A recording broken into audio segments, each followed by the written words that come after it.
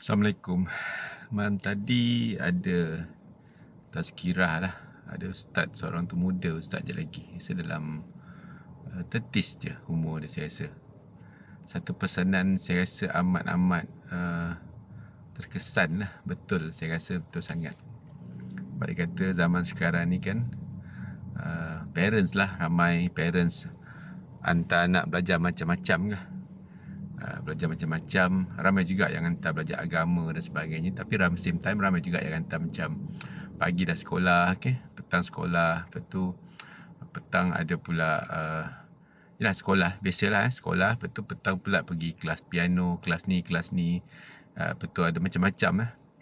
Kemudian lepas sekolah tu banyakkan aktiviti tu yang tak melibatkan agama. Mengaji pun tak dan sebagainya, lebih pada aktiviti lain lah. Macam-macam, muzik lah, apalah macam-macam. Bila fikir balik, dia kata, besok bila kita mati besok, kita sebagai parents ni, mak ayah ni, bila kita mati besok, memanglah anak-anak kita ni kena berjaya di dunia untuk dia survive di dunia, betul. Tapi yang sebenarnya bila kita mati besok, yang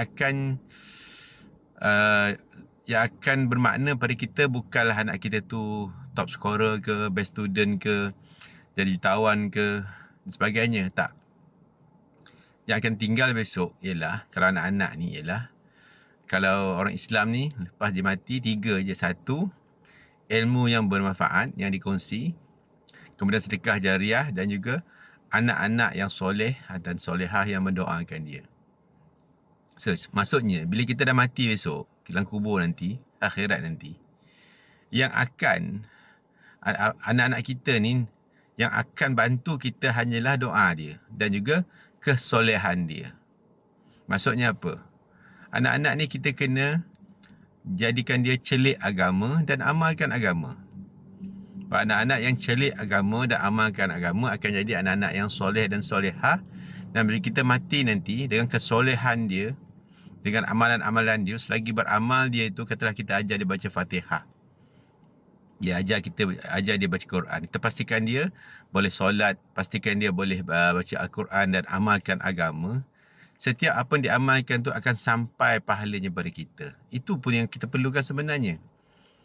Itu pun yang kita perlukan sebenarnya. Jadi janganlah anggap agama ni satu bebanan, satu benda yang tak nampak faedah. Memang betul, di dunia nampak macam tak ada faedah.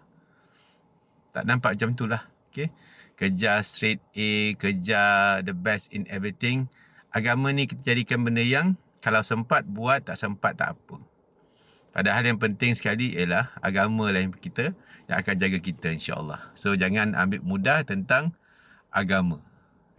Agama anak-anak itulah yang akan menjaga kita, yang akan menyelamatkan kita, yang akan juga menyelamatkan dia kat dunia dan insya-Allah di akhirat. Assalamualaikum warahmatullahi taala wabarakatuh.